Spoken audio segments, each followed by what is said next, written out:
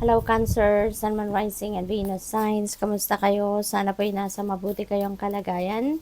Welcome back po sa Star Tarot. Kung bago kayo rito, welcome din kayo. Thank you sa inyong support. I truly appreciate it. God bless you all.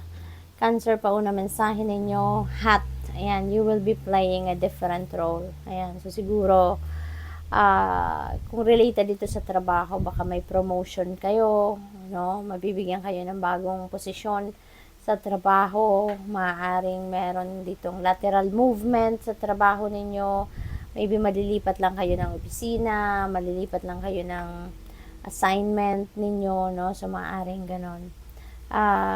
That could also be siguro meron kayong organization na sinalihan, and maybe it's either mababawasan or madadagdagan or malilipat kayo ng assignment din sa grupo. We have Caterpillar. Things will not always be this way. A change is coming. Okay? So, napakagandang pagbabago ito, no? Assurance ito sa inyo na huwag kang mag-alala kasi lahat naman ng bagay nagbabago. And ngayon, no, kung ano man ang kinalalagyan ninyo or ano man ang posisyon ninyo ngayon, no, sa buhay, mababago na yan, no? A change is coming, kaya huwag kayong mag-alala. We have Dolphin, napakaganda because this is financial gain, usually coming from something you did in the past. So, probably, baka may trinabaho na kayo in the past, tapos baka naantala yung pagbibigay ng bayad sa inyo. So, maaring ganun yan. Probably then, baka return of investment ito, no? So, siguro nag-invest kayo somewhere at ngayon nyo palang makukuha yung kita, no? We have first, pay attention to your finances. Ayan, so that is a reminder din para sa inyo, para maiwasan na magkaroon kayo ng problema sa pera, no? Magka-problema kayo sa finances ninyo. Pay attention, sa inyong kaperahang aspeto, no? Dapat aware kayo sa in and out ng inyong pera, ano yung mga pinupuntahan ng inyong pera, ano yung mga allocation, yung ganon. What else? We have Diamond. You will be receiving or giving a precious gift. Ayan. So, it's either kayo yung magbibigay or kayo yung pagbibigyan ng isang importanteng regalo, no? Maaring alahas ito, maaring material na bagay ito, no, na malaki siguro yung halaga or baka may sentimental value ito, no, doon sa magbibigay or kung kayo man na magbibigay, baka meron itong sentimental value sa inyo at gusto ninyo itong i-share, no, sa iba.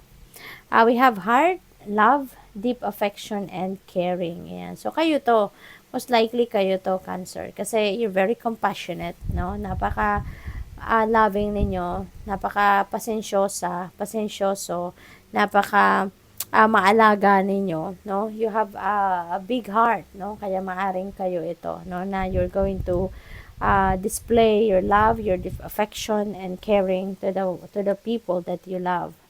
We have Hand, in need of help, assistance, and guidance. Maaring kayo ito, Cancer. Maaring kayong nangangailangan ngayon ng tulong, nangangailangan kayo ng assistance and guidance.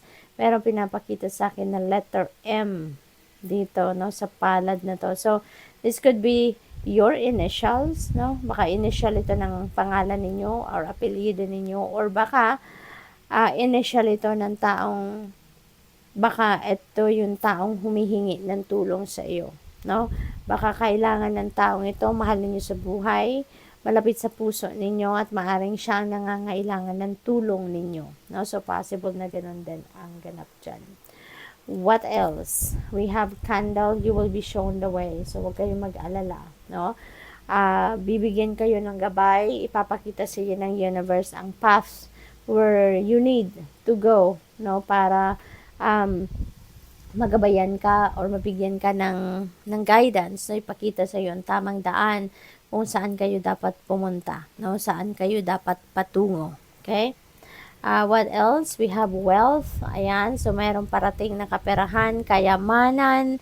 Cancer, maaring ito yung inyong kailangan sa ngayon. So, huwag kayong mag-alala. because, no, God provides, 'di ba? God provides. Kaya maaring ito yung kailangan ninyo sa ngayon, pera, kayamanan, material na bagay, no? So, ito ay maaring dumating sa inyo, maaring ito ay ibigay sa inyo. Kaya i-align nyo na ang inyong sarili, no? With this energy, para hindi na ninyo ito masabotage, hindi na ito makontra, at para tuloy-tuloy, no, ang paghatak ninyo sa energy na ito. We have desk, pay attention to your work, okay? Kasi baka ang iba sa inyo, dahil siguro may mga problema kayo or may mga iniinda kayong problema or sakit, whatever, no? Baka nadidistract kayo, no? At hindi ninyo napagtutuunan ng 100% ang inyong trabaho. Kaya, there is a reminder for you dito na pay attention to your work, okay? Dahil baka makompromise ang inyong trabaho. What else? We have shark, take care or there will be a loss of material wealth. Okay? So, sabi dito, pay attention to your finances. Ito naman, take care, no? Or there will be a loss of material wealth. Kaya ano po kayo, pay attention kayo, no? Sa inyong kaperahan, magkano pumapasok, magkano lumalabas, saan napupunta, saan dadalhin, yung ganun, okay? Imo-monitor ninyo dapat. What else?